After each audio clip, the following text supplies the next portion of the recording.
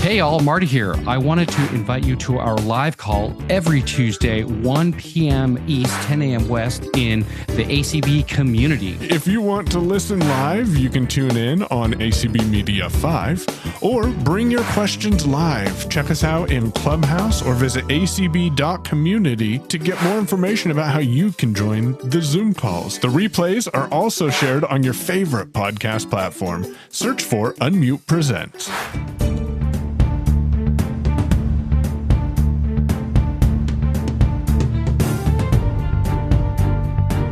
Hey everyone, and welcome to a Friday Finds episode. I know, I'm not the voice you're used to hearing, but we got a familiar voice to you. Hey Lynn, how's it going today? It's going great. I don't know if Michael can handle me today. Sometimes it takes a special skill to be able to do that, but we'll see what happens. I think we'll manage. Well, hey, let's jump into it. Let me know, what's the first story you got to chat about today?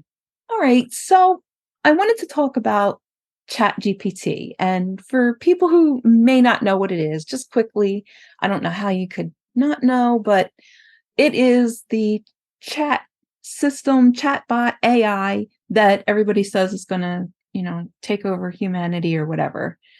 And a lot of people are using it for work. I used it for quite a while before I switched to another bot. But the problem with ChatGPT is that Stanford scientists have found that the bot, that ChatGPT has gotten less, it performs less. It has been performing less well over the past few months. And we're not exactly sure why. We know that the people who run the OpenAI, which is the company that runs ChatGPT, has been tweaking it and making changes to it. And that's what people are saying may be the reason. But then there are also people that just are not really sure that that's what's happening. But it's getting there's an article in a publication called Futurism, and they say that ChatGPT is getting stupider over the past few months, which, so they did math problems with it, or they did prime number things. And apparently a while back, it was able to do those very well. And now it's not doing them well at all. And so, that's the ChatGPT 4 model, they say, has degraded in performance.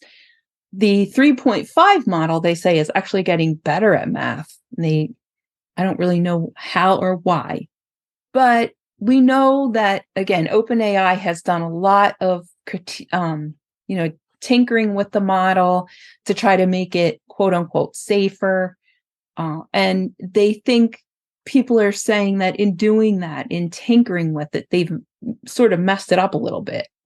And so this really brings up the point that if we are so reliant on these systems, it's sort of disconcerting to think that a few modifications to the models can render them less useful. Well, I think what's really interesting with this is often, and I've been listening to a lot of podcasts about this, the developers of these chat programs don't even understand how they come up with some of the results that they come up with. And I don't know if you found that in your research, and that's scary to me. Right.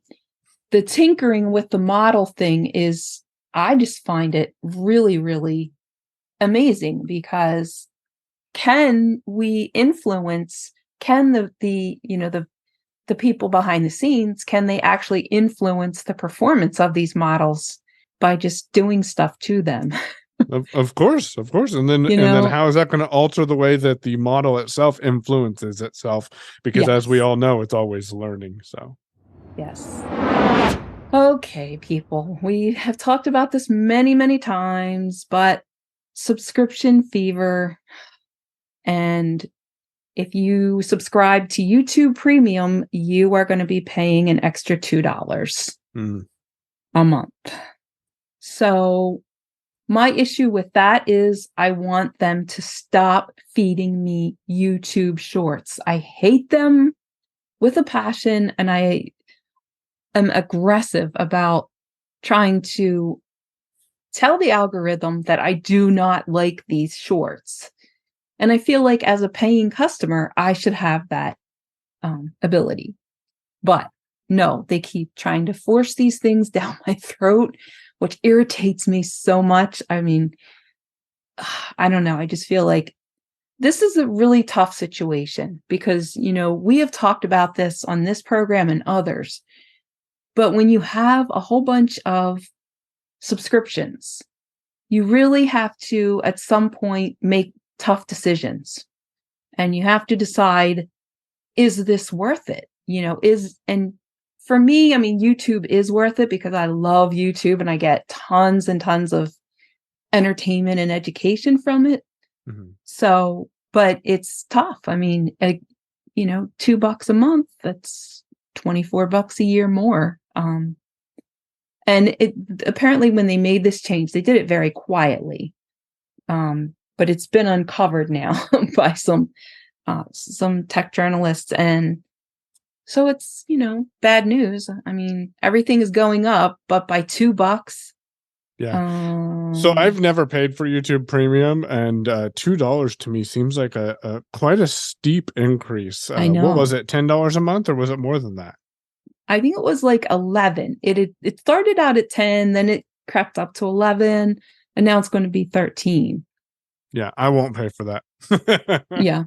But I get the value in it, though, for sure, because I, like you, I go to YouTube whenever I need to learn something or whenever I Right. want to research something. The first place I go is YouTube, followed by Google, which I think is interesting when you put those two together. I go to YouTube because I'm more of an auditorial learner, Right. and that's interesting, though. Price increases. It's coming. I kind of feel everywhere. like, okay, with the extra $2, what am I getting for that extra $2? Am I Maybe getting the ability to disable shorts.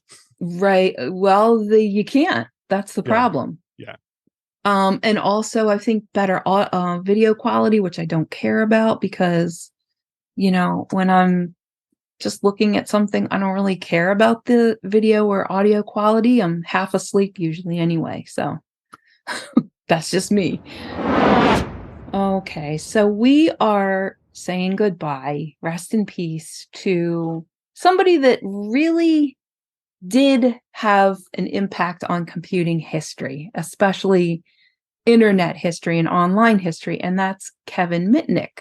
He passed away. He died at a very young age, is like 59, and he died from pancreatic cancer. But if you remember, Kevin Mitnick was really hotly pursued by the FBI for a long time.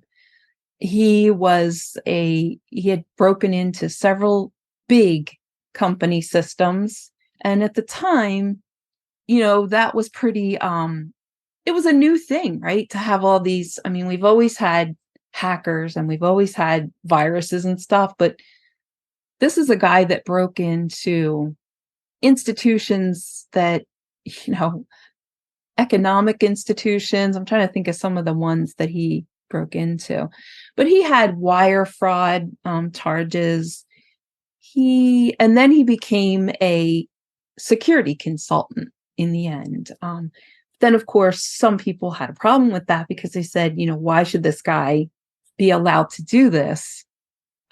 He's sort of getting rewarded for his infiltration of, corporate systems. So, and I know there was a movie made about him as well that was popular. And I have a feeling that people will probably look at that movie again soon. We'll probably see it get popular on Netflix now that this guy has passed away. So what do you think? Yeah, he was the author of Ghost in the Wires, and that's a really good book. If you haven't read it yet, it'll really make you think about how things how connected we are, and how people didn't understand even 10-15 years ago. I mean, of course, his Ghost in the Wires book was a little bit older than that, but how people didn't understand the basics of what can be done with these. And because people didn't understand, the initial thing was jail him, put him in jail, put him in jail. Really, he's coming to you saying, hey, here's some security things you need to look at because I'm able to do this. And you shouldn't punish me because I'm able to do this. You should take these into consideration and make changes to make it more difficult for people like myself who may be more nefarious than what I am, and I being Kevin. So definitely a tragic loss to the technology community for sure. Yeah, he was on the FBI's most wanted list for, he was sort of he died at the age of 59. Yeah. That was from Fortune magazine. So, there's been a couple books written about him that I know are in the Talking Book program. Yep. So you might want to, I should have looked those up for you guys, but I just didn't. Just search for Kevin Mitnick. You'll come up with Ghost in the Wires because that was a book he wrote, but you'll also find some additional biographical. Yeah, so he definitely made his mark on the online, or the early internet part of computing history. So rest in peace, Kevin. Well, Lynn, that was short and sweet, and we appreciate it today. Hopefully, listeners had a great time, and thanks for joining me. And hopefully next week I will have good news. I'm trying that. Yes. I really am trying. 2 bad news stories. That happens. I know. But I hope you all have a great weekend, whatever you're doing. And we will see you next week.